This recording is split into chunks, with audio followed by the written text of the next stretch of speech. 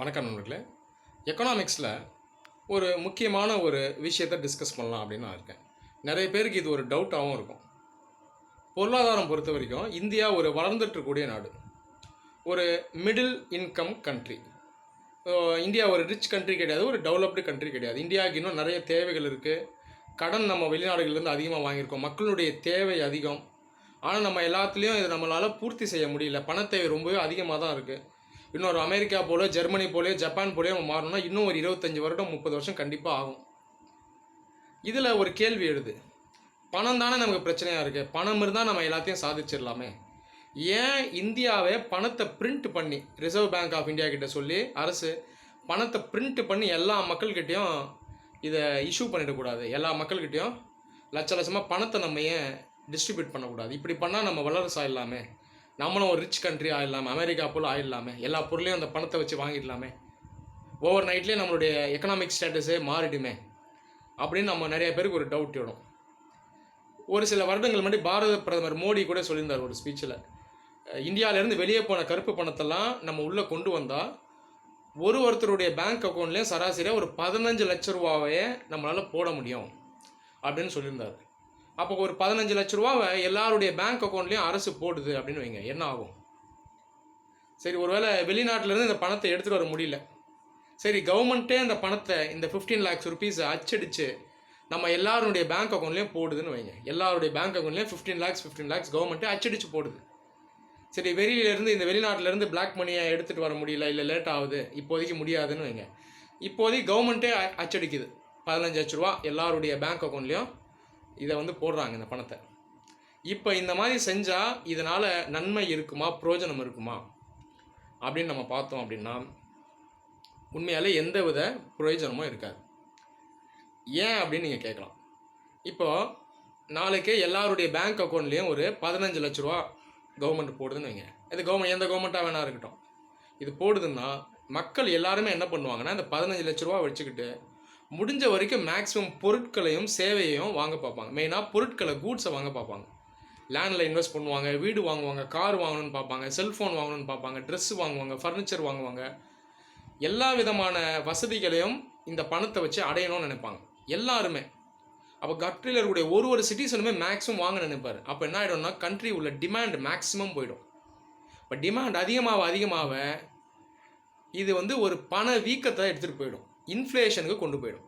இன்ஃப்ளேஷனுக்கு என்னென்னா பணத்தினுடைய மதிப்பு பார்த்திங்கன்னா ரொம்ப கம்மியாயிடும். பணம் அதனுடைய மதிப்பை இழந்துடும். இது காரணம் என்னென்னா டிமாண்ட் எப்போல்லாம் ரொம்ப அதிகமாகுதோ அதை ஈக்குவல் பண்ணுற அளவுக்கு சப்ளை இருக்காது, கூட்ஸ் அண்ட் சர்வீசஸினுடைய சப்ளை இருக்காது. அப்போ இந்த இடத்துல என்ன ஆகிடும்னா கூட்ஸ் அண்ட் சர்வீசஸ்னுடைய அந்த வேல்யூ ரொம்ப அதிகமாகிடும். அப்போ 15 லட்ச ரூபா எல்லாருக்கும் சேர்ந்துச்சுன்னா நம்ம என்ன பண்ணுவோம், வீடு வாங்க ட்ரை பண்ணுவோம். ஆனால் வீடு வாங்குறதுக்கான நிலம் எல்லார்ட்டையும் இருக்கா, இந்தியாவில் இருக்கா? அதுக்கு அந்த டிமாண்டை ஈக்குவல் பண்ணுறதுக்கு சப்ளை இருக்காது. அதே போல் எல்லாருமே ட்ரெஸ்ஸு வாங்கணும், மற்ற லக்ஸுரி கூட்ஸை வாங்கணும்னு நினைப்போம். அதுக்கான சப்ளை இருக்குமா அப்படின்னு பார்த்தீங்கன்னா இருக்காது. அது ஈக்குவலான சப்ளை, உதாரணத்துக்கு டிவியோட சப்ளை, செல்ஃபோனுடைய சப்ளை, ஃபர்னிச்சர் சோஃபாவினுடைய சப்ளை, இதெல்லாம் இருக்குமான்னு பார்த்தீங்கன்னா இருக்காது. அப்போ அந்த டிமாண்ட் அதிகமாகிட்டே போகும், அது ஈக்குவலான சப்ளை இருக்காது. அப்போ என்ன ஆகிடும்னா விலையும் அதிகமாகிடும். விலை பார்த்திங்கன்னா எக்ஸ்போனன்ஷியலாக அதிகமாகிட்டே போகும்.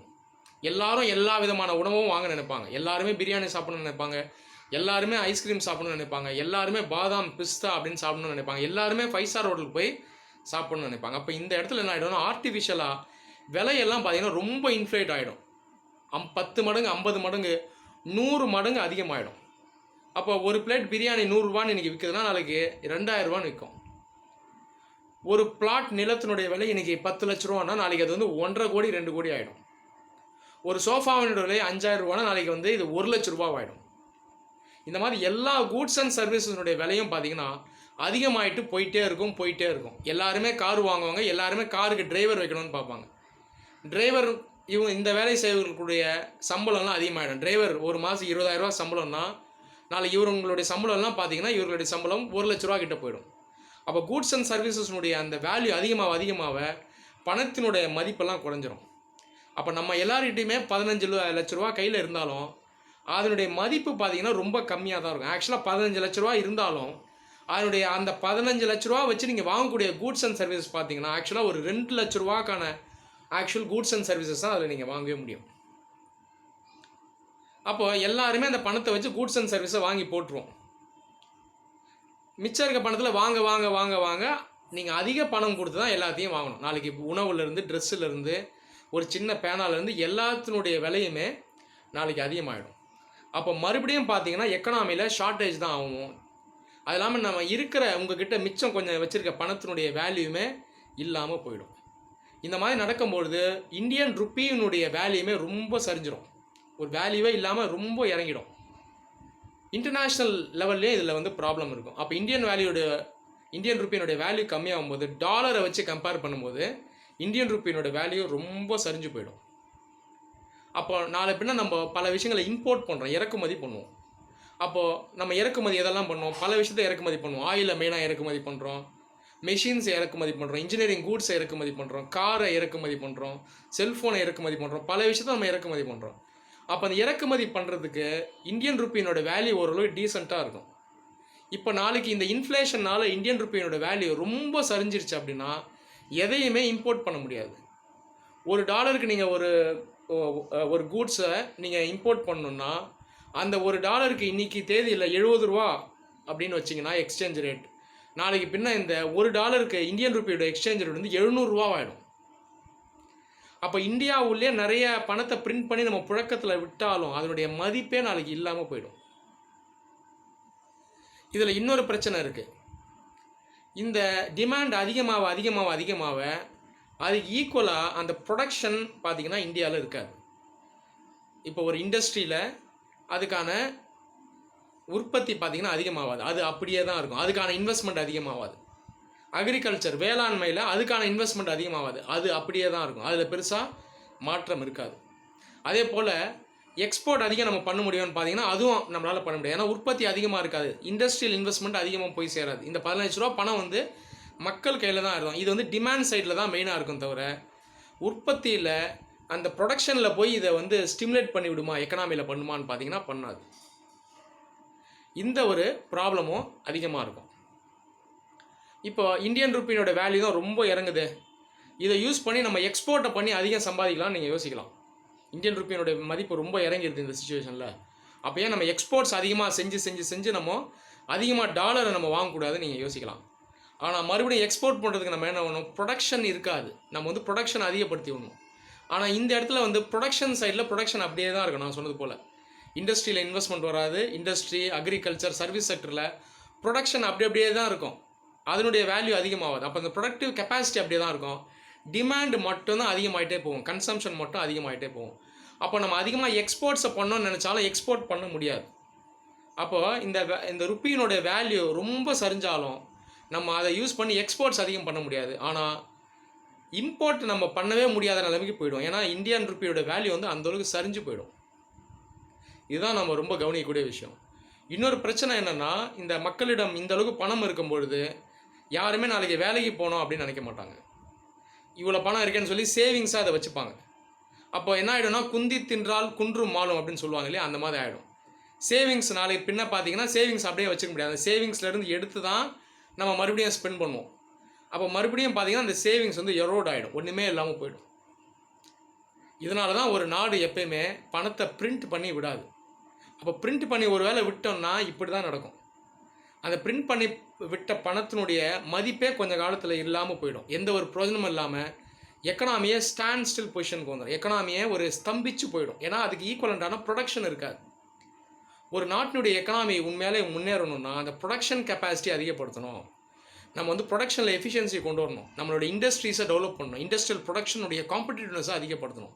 நம்ம செய்யக்கூடிய ஹெவி இண்டஸ்ட்ரியல் கூட்ஸ், ஸ்டீல் ஆகட்டும், மற்ற விஷயங்கள் ஆகட்டும், மற்ற ப்ராடக்ட்ஸ் ஆகட்டும், கார் ஆகட்டும், ஃபோன் ஆகட்டும், மற்ற ஐடி செக்டரில் இருக்கக்கூடிய ஹார்ட்வேர் கம்போனன்ட்ஸ் ஆகட்டும், எல்லாத்தினுடைய ப்ரொடக்ஷன் கெப்பாசிட்டியை நம்ம அதிகப்படுத்தணும். அதை படுத்தினா தான் நம்ம வந்து எக்கனாமி உண்மையாலேயே வளரும். அப்படி படுத்தும் போது வேலைவாய்ப்பு அதிகம் கிடைக்கும். வேலைவாய்ப்பு அதிகம் கிடைக்கும் போது மக்களுக்கு பார்த்திங்கன்னா சம்பளம் அதிகம் கிடைக்கும், வேஜ் அதிகம் கிடைக்கும். அந்த சம்பளத்தை வச்சு அவங்க உண்மையான டிமாண்டு வரணும். அப்படி வரக்கூடிய டிமாண்டை வந்து மறுபடியும் சப்ளை மீட் பண்ணணும். இதுதான் ஒரு எக்கனாமியில் சரியான ஒரு க்ரோத், சரியான ஒரு டெவலப்மெண்ட். இதை செய்யாமல் ப்ரொடக்ஷனுக்கான இன்வெஸ்ட்மெண்ட்டை பண்ணாமல் பணத்தை மட்டும் பிரிண்ட் பண்ணி விட்டுட்டோம்னா எந்த பிரயோஜனமும் இருக்காது. நான் சொன்னது தான் நடக்கும். அப்போ நாளை பின்ன ஒரு அரசு ஒரு எல்லாருடைய அக்கௌண்ட்டுக்கும் ஒரு 15 லட்ச ரூபா கொடுக்க ரெடியாக இருந்தால் கூட அது இப்படி கொடுத்தா அது சரியாக இருக்காது. அப்போ அவங்க என்ன பண்ணணும்னா கண்ட்ரியினுடைய ப்ரொடக்ஷனில் இன்வெஸ்ட் பண்ணணும், இண்டஸ்ட்ரியில் இன்வெஸ்ட் பண்ணணும், அக்ரிகல்ச்சரில் இன்வெஸ்ட் பண்ணணும், பிரிட்ஜு கட்டணும், ரோடு போடணும், ரயில்வே ப்ராஜெக்ட்ஸை போடணும், நிறையா ஃபேக்ட்ரிஸை இண்டஸ்ட்ரீஸ் ஆரம்பித்து யங்ஸ்டர்ஸ்க்கு வேலை வாய்ப்பை உருவாக்கி தரணும். அப்போ இதில் தான் இந்த 15 லட்ச ரூபாலாம் ஒன்று சேர்த்து அந்த அமௌண்ட்டை இதில் தான் கவர்மெண்ட் போடணும். அப்படி இருந்தால் தான் எக்கனாமிக் டெவலப்மெண்ட் ப்ராப்பராக இருக்கும். அதுதான் உண்மையான டெவலப்மெண்ட்டாக இருக்கும். இதன் மூலமாக தான் ஜாப்ஸ் உருவாகும், எம்ப்ளாய்மெண்ட் உருவாகும். அதன் மூலமாக மக்கள் கையில் பணம் வந்து சேரும். அந்த பணத்தை மறுபடியும் அவங்க கூட்ஸ் அண்ட் சர்வீசஸை வாங்க நினைக்கும் போது அந்த ஈக்குலிபிரியம் ஸ்டேஜ் மெயின்டைன் ஆகிட்டே வரும்.